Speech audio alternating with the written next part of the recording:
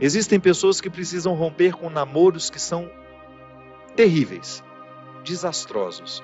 Aquela pessoa só faz mal a você, você sabe disso, mas você tem um vínculo com ela, você tem necessidade afetiva, você não consegue romper aquele namoro.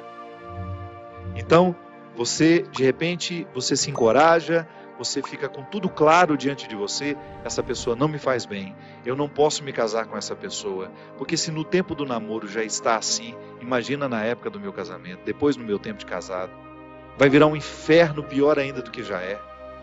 Aí você se encoraja, motivado por pessoas que estão ao seu lado, a romper. Aí é terrível no dia que você rompe.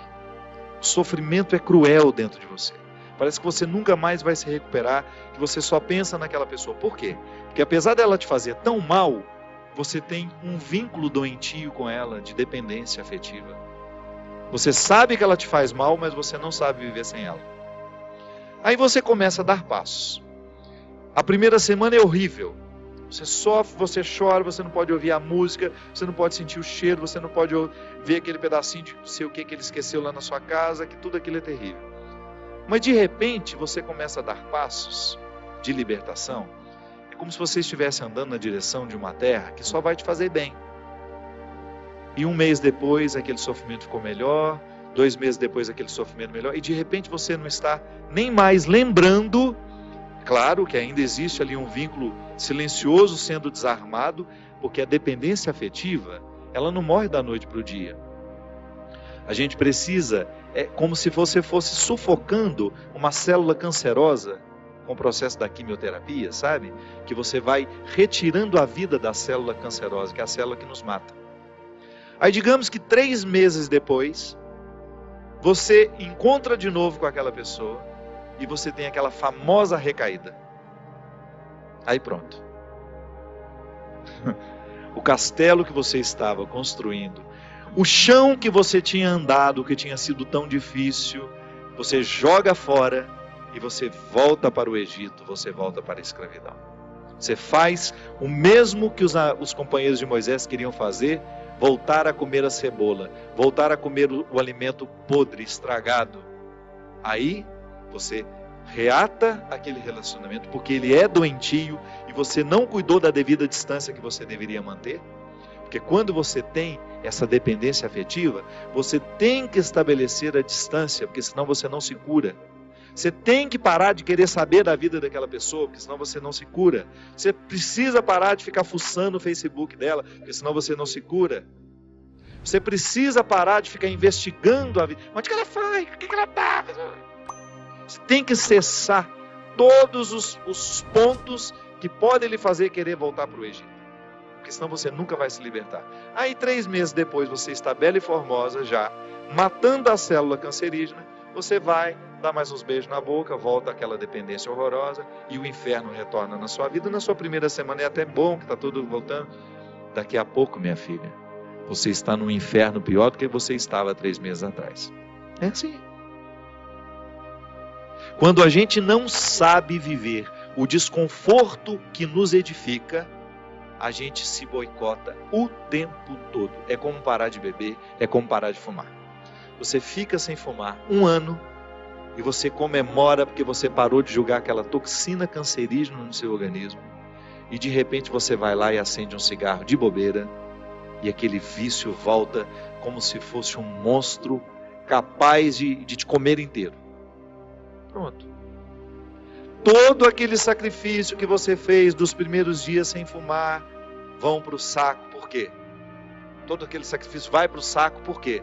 Porque você não foi capaz de viver o desconforto de renunciar. Minha gente, é impressionante como essa mão de Deus nos auxilia assim, nos fazendo conscientes do que nós precisamos romper na nossa vida. São situações que a gente precisa estabelecer limites para elas, porque senão a gente não vai ser curado nunca. A gente vai ficar eternamente doente na fila dos necessitados, chorando e mendigando um pãozinho de bondade do outro, um pãozinho de afeto do outro. Pelo amor de Deus, nós não fomos feitos para isso. Nós não fomos feitos para ficar arrastando dependentes afetivamente dos outros. A gente foi feito para amar. E o amor só tem sentido na nossa vida se for para nos edificar, se for para nos ajudar a atravessar o desconforto do deserto. Caso contrário, ele não faz sentido. Esse pseudo-amor, esse falso amor que às vezes a gente diz sentir um pelo outro, que não nos ajuda nos desconfortos do deserto. Eu preciso viver os meus desertos, você precisa viver os seus. E os verdadeiros amigos são aqueles que reconhecem os desertos que o outro precisa passar e fala: isso mesmo. Vamos passar por esse deserto porque você precisa dele. Agora, a Poliana, ela quer aquela vida feliz, ordenada. Lembra daquela personagem? A Poliana, onde tudo era o jogo do contente, né? Para com isso. Assassine esse instinto infantil que existe dentro de você, que lhe faz ter medo dos desconfortos da vida. O desconforto da vida, quando bem vivido, ele só nos torna melhores. Tira essa máscara de coitadinha que você gruda na sua cara para os outros terem eternamente pena de você. Você só perde tempo na vida assim. Que bobagem! Deus nos segura na nossa mão, é para a gente ter condições de atravessar esse deserto. Não é para ficar recaindo eternamente e voltar a comer as cebolas do Egito, porque a gente teve dó de nós, porque a gente teve dó do outro, não. A caminhada é para frente que se vai. E chega um momento, quando Moisés chega diante de Deus e fala: agora você resolve essa situação, porque eu não sei mais o que fazer. Já construíram um bezerro de ouro no meio do caminho, já arrumaram confusão, já estão adorando até outras situações, então nem lembrando que o Senhor existe. Eles só não voltam porque está longe demais.